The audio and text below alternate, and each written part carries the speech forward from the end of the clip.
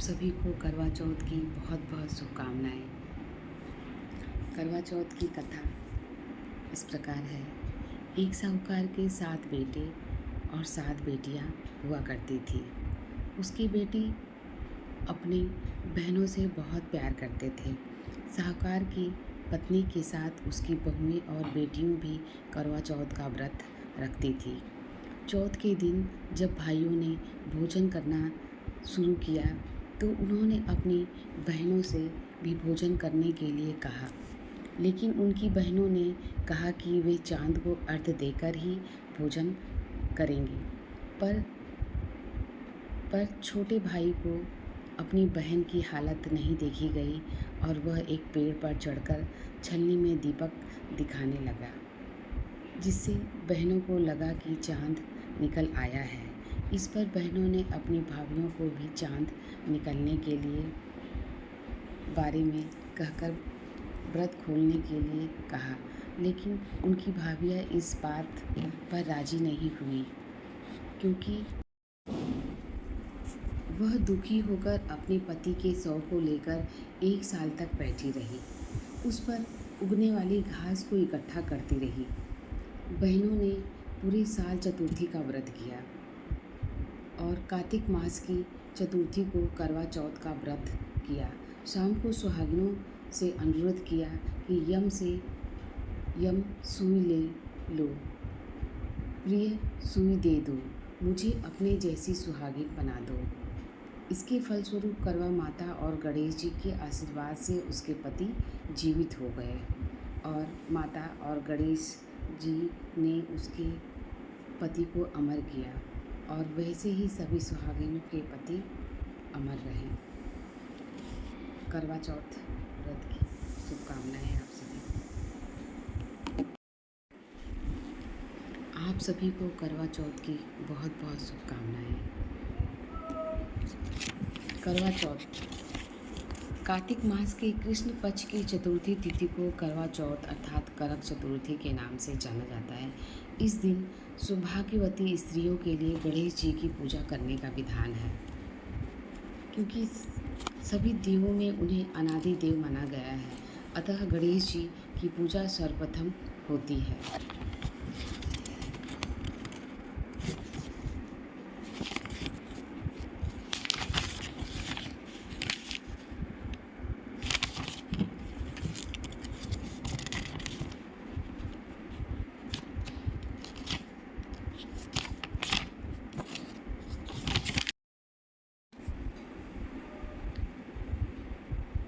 आप सभी को करवा चौथ की बहुत बहुत शुभकामनाएं।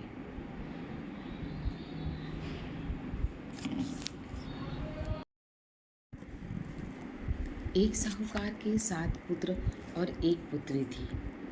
कार्तिक कृष्ण चतुर्थी के दिन साहूकार की पत्नी उसकी सभी बहुएं और कन्याओं के साथ संयुक्त रूप से व्रत करने का अनुष्ठान किया करती थी। सभी लोगों ने एक साथ सायंकाल में गणेश जी का पूजन किया। पूजन के पश्चात साहूकार के सभी पुत्र भोजन करने बैठे। भोजन करते समय साहूकार के पुत्रों ने अपनी बहन से भी भोजन करने का आग्रह किया। बहन ने उत्तर दिया, तुम सभी लोग भोजन कर लो, मैं चंद्रोदय होने के पश्चात। गणेश करवा चौथ की कथा कुछ इस प्रकार है। साहूकार कन्या की कथा। एक साहूकार के 7 बेटे और 1 पुत्री थी। कार्तिक कृष्ण चतुर्थी के दिन साहूकार की पत्नी उसकी सभी बहुएं एवं कन्या से संयुक्त रूप से व्रत करने का अनुष्ठान किया करती थी। सभी लोगों ने एक साथ सायंकाल के में गणेश पूजन किया। आप सभी को करवा चौथ की बहुत बहुत शुभकामनाएं। बहन ने कहा, मैं चंद्रोदय होने के पश्चात अर्घ्य दे लेने के बाद ही भोजन करूंगी। बहन की बात सुनकर भाइयों ने कुछ दूरी पर मैदान में अग्नि जला दी और उस अग्नि के प्रकाश को छलने में से दिखाकर कहा, बहन देखो, सामने चंद्रमा निकल आया है, अब तुम भी भोजन कर लो। भाई की बात सुनकर उस कन्या ने अपनी भाभियों से भी यही बात दोहराई। उसकी भाभियाँ इस कपट महत्वपूर्ण बात को जानती थी। उन्होंने इससे कहा, अभी चांद नहीं निकला है। तुम्हारे भाइयों ने अग्नि के प्रकाश द्वारा तुम्हें चंद्रमा के उदित होने का आभास कराया है। परंतु अपनी भाभीियों की बात पर उस कन्या ने कोई ध्यान न देकर अर्घ दे डाला और उसके बाद भोजन भी कर लिया। बहन के इस कृत्य से गणपति भगवान अत्यधिक रुष्ट हो गए। उसके फलस्वरूप उस कन्या का पति भयंकर रोग से ग्रस्त हो गया। चिकित्सा आदि कराने से संचित धन नष्ट हो गया और वह अत्यंत शोकाकुल होकर कष्ट भोगने लगी। कष्ट भोगने के बाद जब उसे अपनी भूल का ज्ञात हुआ तो वह बारंबार मन में पश्चाताप करने लगी। उसने अपनी भूल के लिए गणेश जी से क्षमा याचना की और व्रत को पुनः भक्तिपूर्वक पूरा किया। उसके इस कृत्य से गणपति भगवान अत्यधिक रुष्ट हो गए, जिसके फलस्वरूप उस कन्या का पति भयंकर रोग से ग्रसित हो गया। चिकित्सा आदि कराने से संचित धन नष्ट हो गया और वह अत्यंत शोकाकुल होकर कष्ट भोगने लगी। कष्ट भोगने के बाद जब उसे अपनी भूल का ज्ञात हुआ तो वह बारंबार मन में पश्चाताप करने लगी और उसने अपनी भूल के लिए गणेश जी से क्षमा याचना की और प्रातः भक्तिपूर्वक पूरा व्रत पूरा किया। उसकी आराधना से गणेश जी प्रसन्न हो गए और सभी कष्टों का निवारण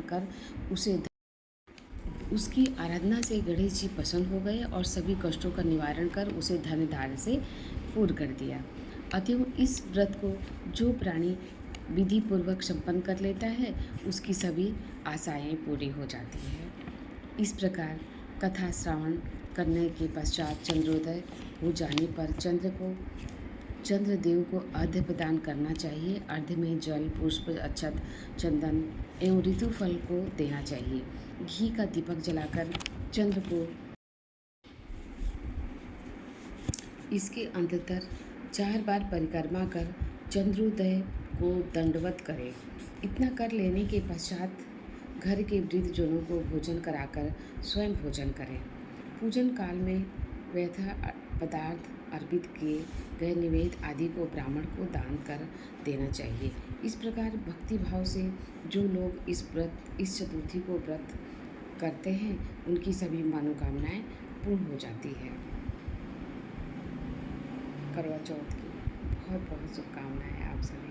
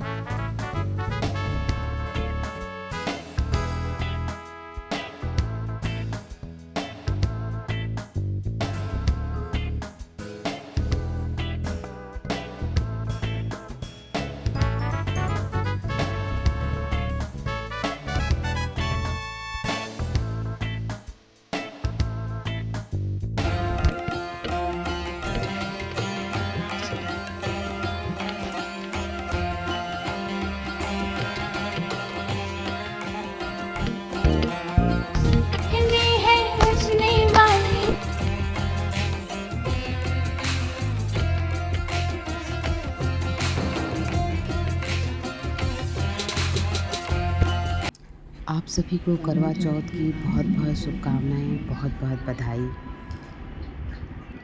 करवा चौथ की कथा कुछ इस प्रकार है। एक साहूकार के 7 बेटे और 7 बेटियां हुआ करती थी। उसके बेटे अपनी बहन से बहुत प्यार करते थे। साहूकार की पत्नी के साथ उसकी बहुएं और बेटियां भी करवा चौथ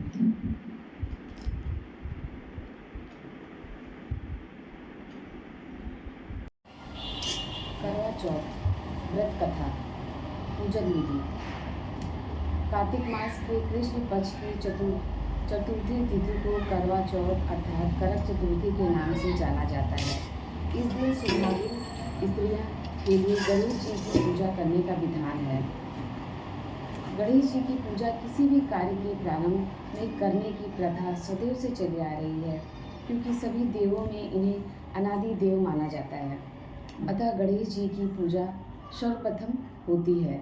भगवान शिव पार्वती ने भी अपने विवाह काल में सर्वप्रथम गणेश जी की पूजा की थी। इसका उल्लेख कवि कुल सम्राट गोस्वामी तुलसीदास जी ने अपने महाकाव्य में किया है। गणेश जी विघ्न विनाशक देवता के रूप में माने जाते हैं। इसीलिए किसी भी कार्य की निवृत्ति पूर्णता के लिए इनकी पूजा को अवश्य कहा गया है। करवा चौथ के दिन व्रती को नित्य कर्म से निवृत्त होकर गणेश जी की पूजा के लिए मन में दृढ़ संकल्प करना चाहिए कि मैं आज दिन भर निराहार रहकर गणेश जी के ध्यान में तत्पर रहूँगी और रात्रि में जब तक चंद्रोदय नहीं हो जाएगा तब तक निर्जल व्रत करूँगी। व्रत के दिन सायकाल में घर की दीवार को गोबर से लीपकर उसके ऊपर गेरू की स्याही बनाकर उसे गणेश, पार्वती, शिव, कार्तिकेय आदि देवों की प्रतिमा बनानी चाहिए। साथ ही एक वटवृक्ष का पेड़ मानव की आकृति बनाकर दिखानी चाहिए। उस मानवकृति के हाथ में छलनी भी होनी चाहिए। पास में उदित हुए चांद की आकृति भी उस दीवार पर चित्रित करनी चाहिए।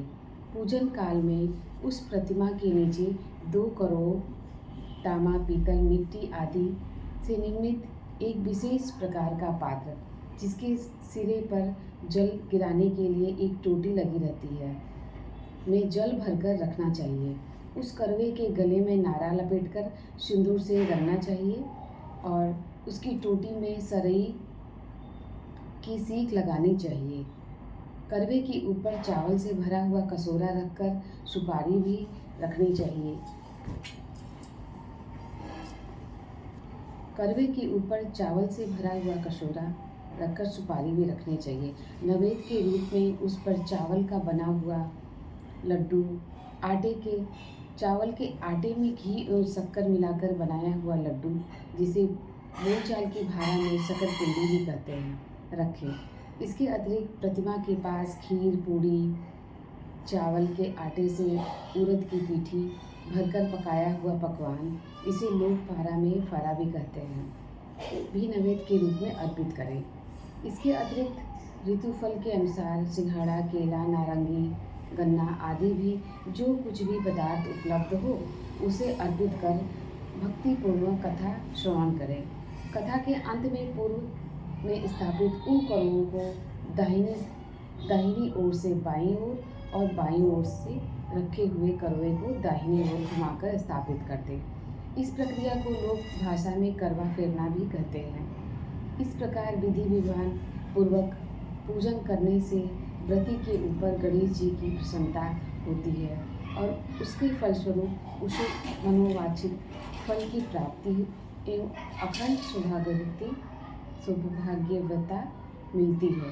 कथा निम्न प्रकार है। साहूकार कन्या की कथा। एक साहूकार के 7 पुत्र और 1 पुत्री थी। कार्तिक कृष्ण चतुर्थी के दिन साहूकार की पत्नी उसकी सभी बहुओं एवं कन्याओं के साथ संयुक्त रूप से व्रत का अनुष्ठान किया। सभी लोग ने एक साथ सायंकाल में गणेश पूजन किया। पूजन के पश्चात साहूकार के सभी पुत्र भोजन करने बैठे। भोजन करते समय साहूकार के पुत्रों ने अपनी बहन से भी भोजन करने का आग्रह किया। बहन ने उत्तर दिया, तुम सभी लोग भोजन कर लो, मैं चंद्रोदय होने के पश्चात अर्घ्य लेने के बाद ही भोजन करूंगी। बहन की बात सुनकर भाइयों ने कुछ दूरी पर मैदान में अग्नि जला दी और उस अग्नि के प्रकाश को छलनी में से दिखाकर कहा, बहन देखो, सामने चंद्रमा निकल आया है, अब तुम भी भोजन कर लो। भाई की बात सुनकर उस कन्या ने अपनी भाभियों से भी यही बात दोहराई। उसकी भाभियाँ इस कपटपूर्ण बात को जानती थी। उन्होंने उससे कहा, अभी चांद नहीं निकला है, तुम्हारे भाइयों ने अग्नि के प्रकाश द्वारा तुम्हें चंद्रमा से उदित होने का आभास कराया है। परंतु अपनी भाभियों की बात पर उस कन्या ने कोई ध्यान न देकर अर्घ्य दे डाला और उसके बाद भोजन भी कर लिया। उसके इस कृत्य से गणपति भगवान अत्यधिक रुष्ट हो गए। उसके फलस्वरूप उस कन्या का पति भयंकर रोग से ग्रस्त हो गया। चिकित्सा आदि कराने से संचित धन नष्ट हो गया और वह अत्यंत शोकाकुल होकर कष्ट भोगने लगी। कष्ट भोगने के बाद जब उसे अपनी भूल का ज्ञात हुआ तो वह बारंबार मन में पश्चाताप करने लगी। उसने अपनी भूल के लिए गणेश जी से क्षमा याचना की और व्रत को पुनः भक्ति पूर्वक पूरा किया। उसकी आराधना से गणेश जी प्रसन्न हो गए और सभी कष्टों का निवारण कर उसे धन धान से पूर्ण कर दिया। अतएव इस व्रत को जो प्राणी विधि पूर्वक संपन्न कर लेता है उसकी सभी आशाएं पूरी हो जाती है। इस प्रकार कथा श्रवण करने के पश्चात चंद्रोदय हो जाने पर चंद्रदेव को अर्घ्य प्रदान करना चाहिए। अर्घ्य में जल पुष्प अक्षत चंदन एवं ऋतु फल देना चाहिए। घी का दीपक जलाकर चंद्रदेव को दिखाना चाहिए। अर्घ्य दान काल में ओम चंद्राय नमः, ओम चंद्राय नमः इस मंत्र का उच्चारण भी करते रहना चाहिए।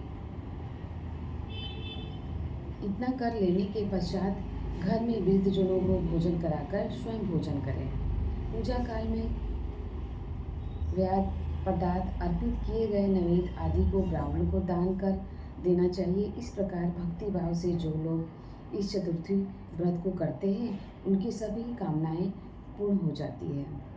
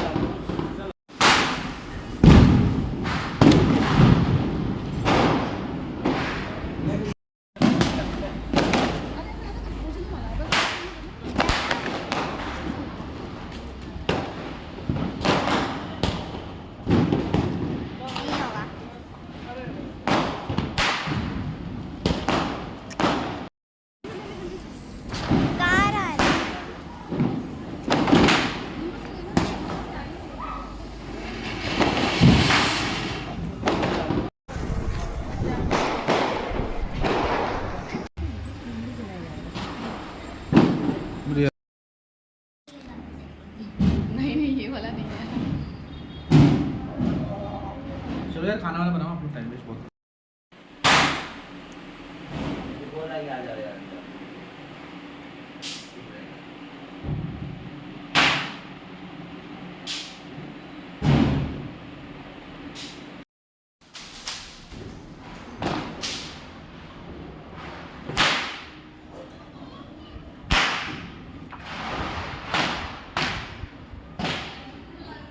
अरे मेरा आ रहा है ना एकदम, इसमें आईफोन में मेरा आ रहा है।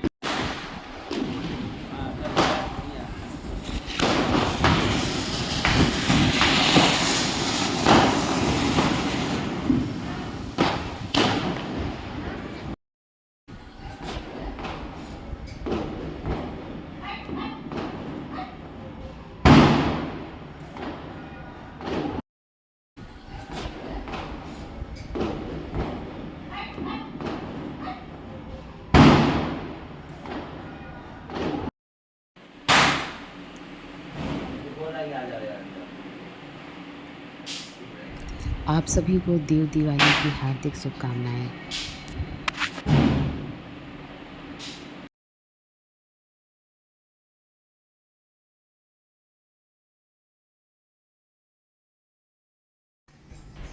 आप सभी को देव दिवाली की हार्दिक शुभकामनाएं।